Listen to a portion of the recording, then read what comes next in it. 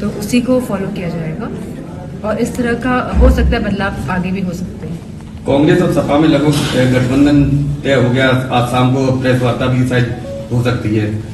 17 सीटों को लेकर जहाँ तक सूचना मिलेगी सहमति बनी है। जी हुआ है कुछ ऐसा? अगर आपको सूचना मिली है तो कोई फैक्ट्स तो होंगे तभी आप तक सूचना आई है।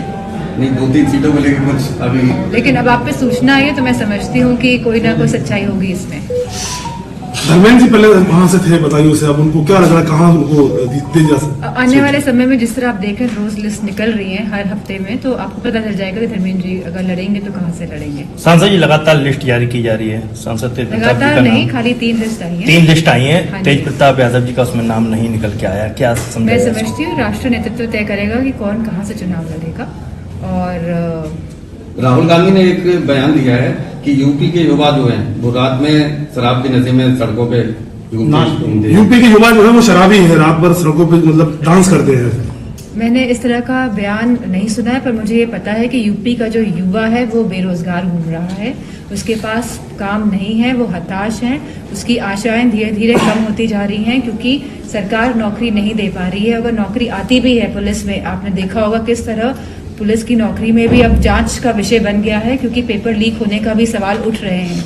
तो मैं समझती हूँ, और जो यहाँ पे $1 ट्रिलियन इकोनॉमी की बात हो रही है, जो यहाँ पे डिफेंस कॉरिडोर बनने की बात हो रही है, जो यहाँ पे इन्वेस्टमेंट समिट की बात हो रही है, जहाँ कह रहे हैं कि लाखों करोड़ रुपए उत्तर प्रदेश में आ रहा है, तो अगर उत्तर प्रदेश में इस तरह का कोई भी इन्वेस्टमेंट हो रहा होता तो मैं समझती हूँ कि यूपी की जो यूपी आगे बढ़ रहा होता, युवाओं के पास नौकरी होती, रोजगार होते, किसान खुशहाल होता। आज किसान की भी अगर स्थिति देख लेंगे क्या है, पूरे भारत का किसान हमारा आज परेशान है।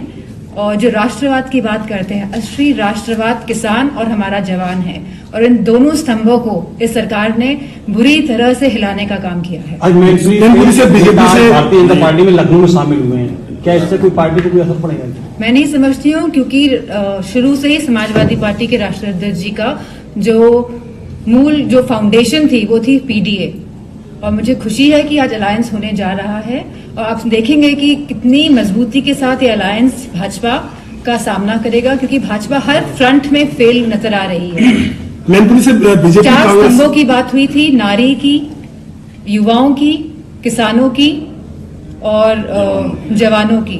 तो मैं समझती हूँ कोई भी खुश नहीं है, और स्पेशली जो ये अग्निवीर योजना लेके आए हैं, जहां हमारा गांव के किसान के बच्चे फौज में जाते थे, जहां अर्थव्यवस्था सही होती थी हमारे गांव की, तो उस सब को बर्बाद करने का काम अगर किसी ने किया है तो 10 साल की केंद्र की सरकार और लगभग 7 साल की उत्तर प्रदेश की सरकार ने किया है। केशव प्रसाद जी का नाम आ रहा है बीजेपी से, मैनपुरी से केशव प्रसाद जी का जो है नाम बताया जा रहा है लोकसभा चुनाव लड़ने के लिए। मुझे नहीं पता है। और सांसद जी किसान लगातार कांग्रेस ने पोस्टर जारी किया है जिसमें राहुल गांधी को श्री कृष्ण दिखाया गया और अजय राय को। मैंने ये पोस्टर देखा नहीं है तो मैं मान नहीं। सांसद जी लगातार किसान धरना दे रहे हैं, सरकार के